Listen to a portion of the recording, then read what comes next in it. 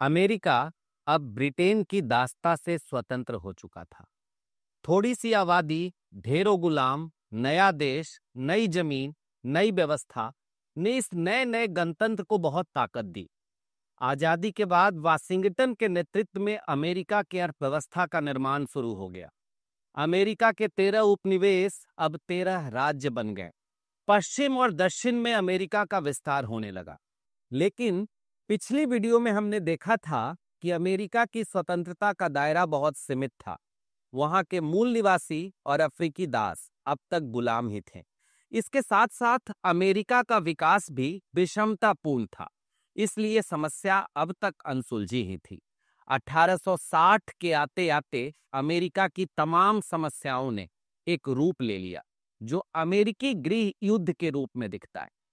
आमतौर पर गृह युद्ध किसी भी देश को कमजोर ही करता है, लेकिन यह समय अमेरिका के लिए अग्नि परीक्षा का था और इसी गृह युद्ध के बाद अमेरिका अमेरिका बनता है।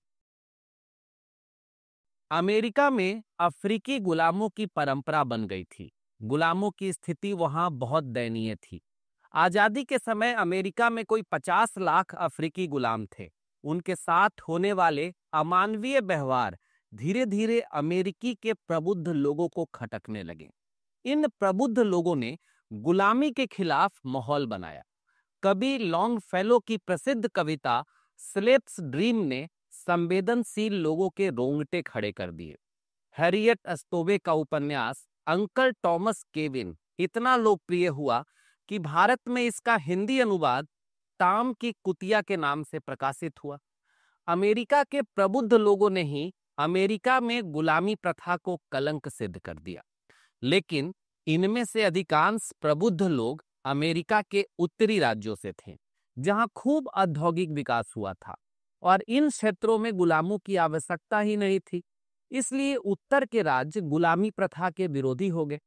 वहीं अमेरिका के दक्षिणी राज्यों की अर्थव्यवस्था का आधार कृषि था और खेती करने के लिए बहुत भारी संख्या में इन्हें दासों की आवश्यकता थी। अभी तक ट्रैक्टर और भारी मशीनों का आविष्कार भी नहीं हुआ था, इसलिए ये बिना दासों के आगे बढ़ने का सोच भी नहीं सकते थे। इसलिए दक्षिण के राज्य गुलामी प्रथा के महान समर्थक थे।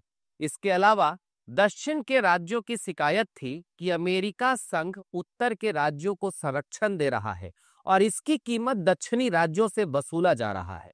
वहीं दूसरी तरफ इस गृह युद्ध के केंद्र में एक व्यक्ति भी है, अब्राहम लिंकन। एक बहुत ही साधारण परिवार में उनका जन्म हुआ था, लेकिन राजनीति में युवा अवस्था से ही वो सक्रिय थे। वो दास प्रथा के घोर विरोधी थे और उनकी राजनीति का यूएसपी भी यही था। अपने भाषणों में वो दास प्रथा की आलोचना करते थे। 1860 के राष्ट्रपति के चुनाव में वो रिपब्लिकन पार्टी के उम्मीदवार बने। अपने चुनावी भाषण में भी उन्होंने घोषणा की कि उनके राष्ट्रपति बनने के बाद दास प्रथा को समाप्त कर दिया जाएगा। चुनाव के परिणाम में अब्राहम लिंकन विजयी हुए और अमेरिका के 14वें राष्ट्रपति के रूप में शपथ ग्रहण की। लेकिन लिंकन के राष्ट्रपति के रूप में निर्वाचित होते ही अमेरिका के 7 दक्षिणी राज्यों ने अमेरिका से अलग होने की घोषणा कर दी। South Carolina, Mississippi, Florida, Alabama, Georgia, Louisiana और टेक्सास ने एक अलग देश की घोषणा कर दी।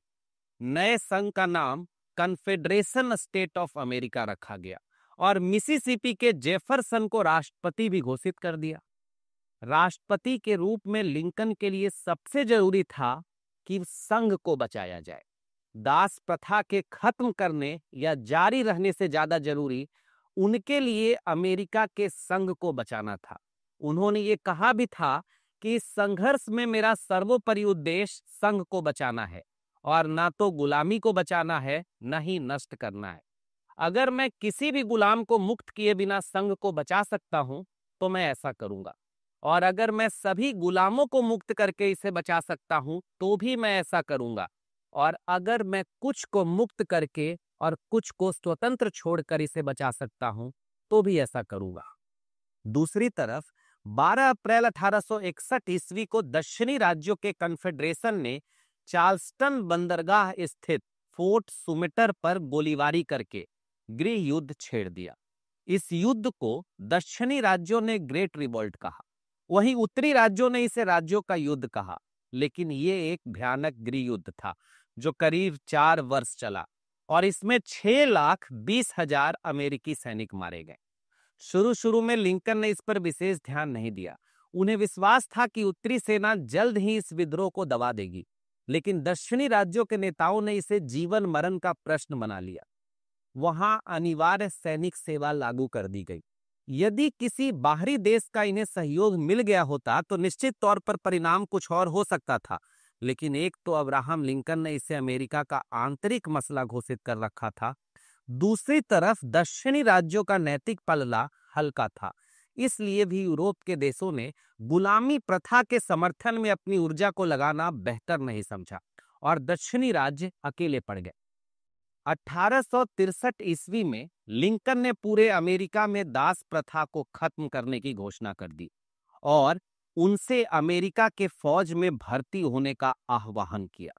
इससे पहले ये गुलाम 12 से 14 घंटे खटते थे और इतनी मेहनत के बाद भी इन्हें भोजन और कपड़े तक का अधिकार नहीं था।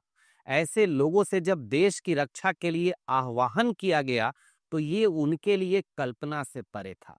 उनमें उत्साह की नई लहर दौड़ गई। करीब 1.5 लाख गुलाम उत्तरी अमेरिका के फौज में भर्ती हो गए और अपनी आजादी के लिए इस लड़ाई में वीरता से लड़े। युद्ध का रुख बदलने लगा। 1964 ईस्वी में लिंकन दोबारा राष्ट्रपति नियुक्त हुए, लेकिन अप्रैल 1965 में उनकी हत्या कर दी गई। युद्ध जारी रहा।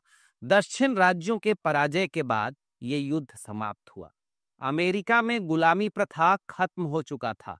इस युद्ध में एक आदर्श की जीत हुई थी। अमेरिकी समाज में आज भी रंग भेद के उदाहरण मिलते हैं, लेकिन बहुसंख्यक लोगों ने इस भेदभाव को समाप्त कर दिया है। गृह युद्ध के बाद ये दास आजाद हो चुके थे। 1866 ईस्वी में 14वें संविधान संशोधन के द्वारा इन्हें मताधिकार का अधिकार भी मिल गया।